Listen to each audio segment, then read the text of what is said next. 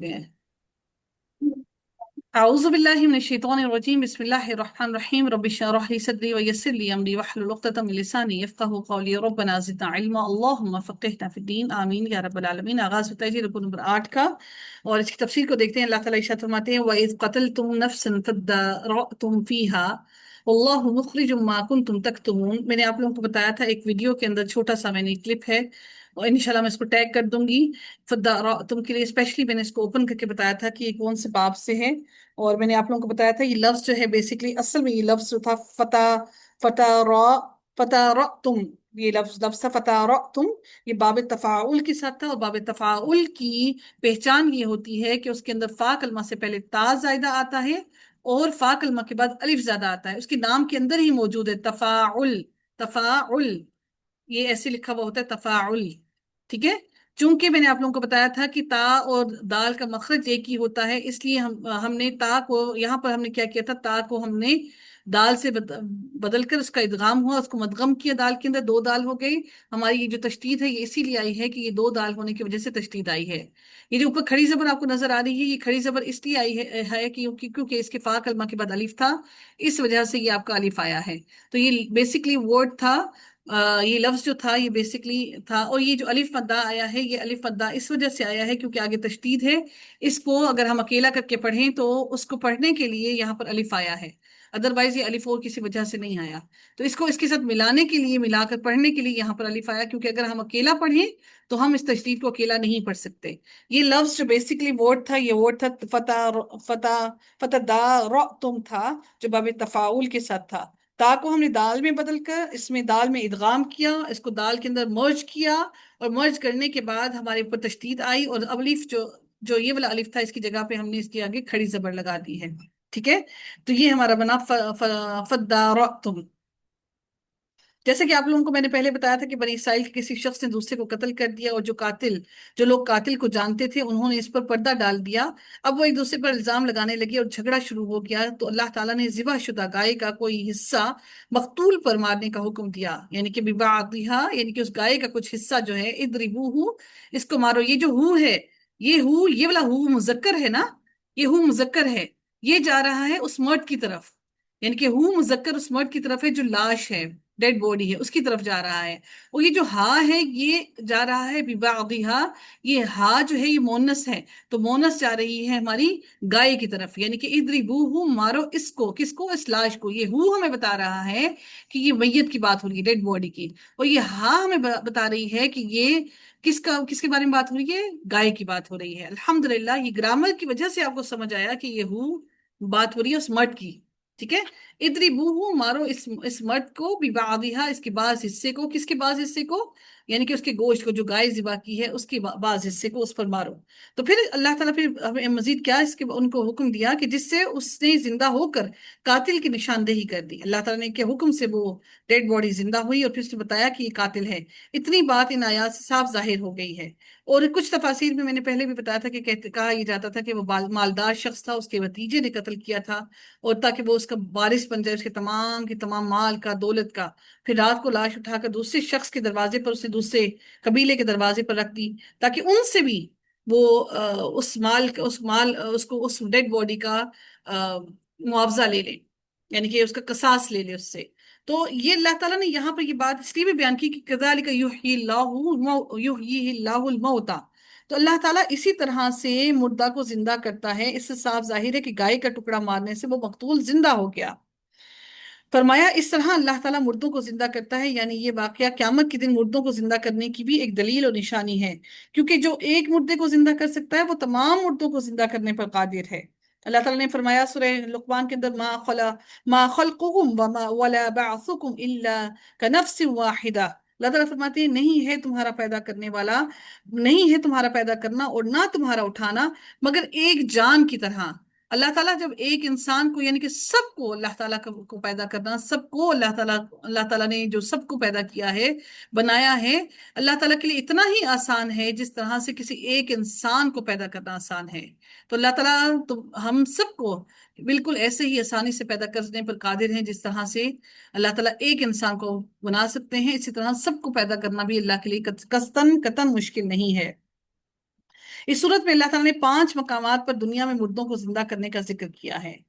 اللہ تعالیٰ نے 5 مرتبہ اس صورت کے اندر مردوں کو زندہ کرنے کا حکم یہ اللہ تعالیٰ کا آیا ہے۔ اور ایک جو ہے اس کے بعد ایک اللہ تعالیٰ نے کہا ثم بعثناکم من بعد موتکم، سورہ بقرہ کی آیت نمبر 56 کے اندر، اور دوسرا یہاں پر اس مقتول کا قصہ جو یہاں ذکر کیا گیا ہے، اور ان لوگوں کا قتل، ان لوگوں کا قصہ، تیسری بات وہاں پر ان لوگوں کا قصہ جو موت سے ڈر کر ہزاروں کی تعداد میں اپنے گھر سے نکل پڑے تھے۔ سورہ بقرہ کی آیت نمبر 243 کے اندر پھر اللہ تعالیٰ نے دوبارہ سے ان ساروں مردہ کو سب کو مار دیا جو طاعون کی بیماری سے ڈر کر ہزاروں کی تعداد میں نکل گئے تھے۔ اللہ نے ان ساروں کو مار دیا، پھر ان کے نبی کی دعا کے بعد اللہ تعالیٰ نے ان ساروں کو دوبارہ سے زندہ کیا۔ یہ انشاءاللہ ہم آگے سورہ بقرہ میں پڑھیں گے۔ پھر اللہ تعالیٰ نے سورہ بقرہ کی آیت نمبر 259 میں پھر اللہ تعالیٰ نے ذکر کیا اس شخص کا قصہ جو ایک برباد شہر سے گزرا، اور اس نے کہا کہ اللہ تعالیٰ تو نے ان سب کو ختم کر دیا، پھر یہ دوبارہ کیسے زندہ ہوں گے؟ پھر اللہ تعالیٰ نے 5ویں مرتبہ حضرت ابراہیم علیہ السلام کا ذکر کیا، 4 پرندوں کا قصہ بیان کیا، جو کہ آیت نمبر سورہ بقرہ کی 260 میں اللہ تعالیٰ نے پھر ذکر کیا کہ اللہ تعالیٰ اس طرح سے ہی مردہ کو زندہ کرے گا۔ اس کے علاوہ اللہ تعالیٰ نے بارش کے ذریعے سے زمین کو زندہ کرنے سے جسموں کو دوبارہ زندہ کرنے پر بھی اللہ تعالیٰ نے ایکسپلین کیا ہے سورہ یاسین کے اندر، جس طرح سے مردہ زمین کو زندہ کرتا ہے اسی طرح سورہ یاسین میں اللہ نے آیت نمبر 33 میں فرمایا اللہ تعالیٰ کے لیے اسی طرح بہت ہی آسان ترین ہے کہ تمام مردوں کو اللہ تعالیٰ دوبارہ سے زندہ کر دے۔ اللہ کے لیے یہ قطن مشکل نہیں ہے۔ ہم اگلی آیت میں دیکھتے ہیں اللہ رب العزت اگلی آیت میں ارشاد فرماتے ہیں ثم قست قلوبكم من بعد ذلك فهي كالحجارة او اشد قسوة۔ اب یہ بڑی ہی امپورٹنٹ ترین بات ہے، یہاں پر قصد ہم نے دیکھا، قصد لفظ جو ہے یہ بیسیکلی قصا سے ہے، قصا یقصو، قصا یقصو بیسیکلی یہ لفظ ہے، اور قصد میں ہم نے پڑھا کہ یہ فعل ماضی ہے، اور اس کا فعل ماضی کا مؤنث کا صیغہ ہے، چونکہ یہ جا رہا ہے کس کی طرف؟ غیر عاقل کی جمع کی طرف جا رہا ہے، اس لیے واحد مؤنث کا صیغہ استعمال ہوا ہے۔ اور جب ایک شے میں دوسری شے سے متاثر ہونے کی صلاحیت ہو اور پھر کسی بیماری کے سبب وہ صلاحیت باقی نہ رہے تو عربی زبان میں اس پر جو لفظ استعمال کیا جاتا ہے القیاسی کا لفظ بولا جاتا ہے۔ میری بات کو سمجھیے گا، بڑی آسان ترین بات ہے، یعنی کہ جب ایک چیز جب یہ کسی دوسری چیز کو متاثر کرتی ہے، ایک چیز سے کوئی دوسری چیز متاثر ہونے کی صلاحیت جب کسی کے اندر ہوتی ہے اور پھر کسی اور سبب کی، کسی عارضے، کسی بیماری کے سبب وہ صلاحیت باقی نہ رہے تو عربی زبان میں اس کو القیاسی کہا جاتا ہے، القیاسی کا لفظ بولا جاتا ہے۔ یہی حال انسان کے دل کا ہے کہ اس میں جب دلائل اور آیات سے متاثر ہونے کی صلاحیت ہوتی ہے، مگر جب مختلف اسباب کی بنا پر وہ صلاحیت باقی نہیں رہتی تو وہ اثر قبول نہ کرنے میں اسے پتھر سے تشبیہ دی گئی ہے۔ اس لیے یہاں پر لفظ جو ہے القیاسی کا لفظ جو ہے عربی زبان کا جو استعمال کیا جاتا ہے جو کسی دوسرے سے اثر لیتا ہے، اور یہاں پر یہی لفظ استعمال کیا گیا ہے کہ یہاں پر ان کا اثر لیا گیا ہے۔ کن کا اثر لیا گیا ہے؟ ان باتوں کا، یعنی وہ ہدایت لے سکتے تھے لیکن انہوں نے گمراہی کی وجہ سے ہدایت نہیں لی، اس لیے اللہ تعالیٰ نے یہاں پر لفظ قصد کا استعمال کیا۔ ٹھیک ہے؟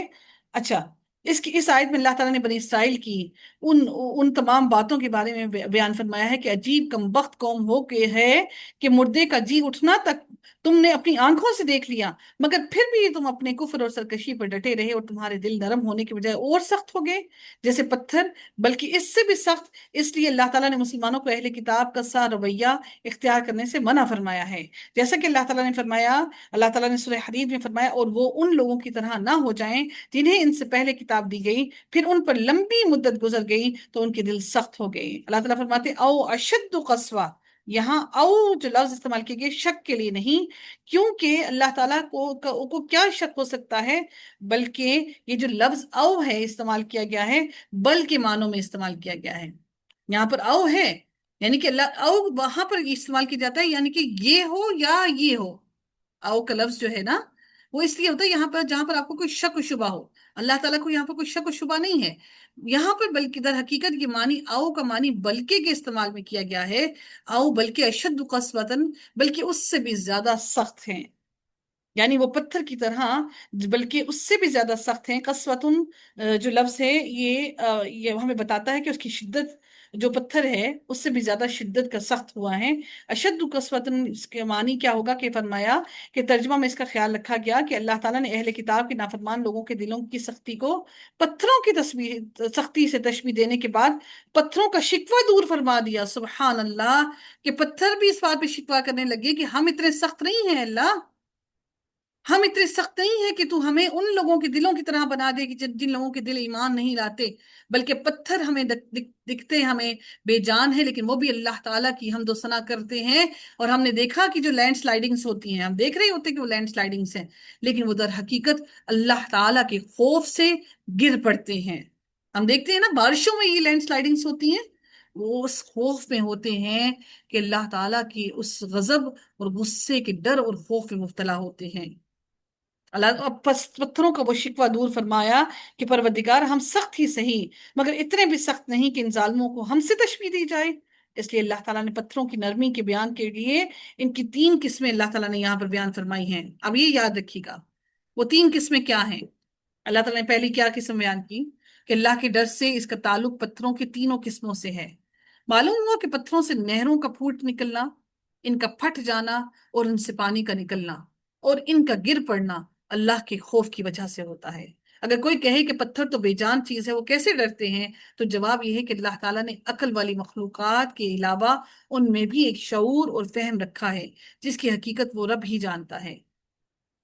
याद रखिएगा कि दीन का अकल और फहम से, अकल से यानी कि जो दीन है, अगर आप उसके अंदर अपनी अकल को डालने की कोशिश करेंगे और सवालात उठाने शुरू कर देंगे, तो हम यकीनन शक व शुबे में पड़ेंगे, तो हम शैतान के रास्ते पर निकल पड़ेंगे।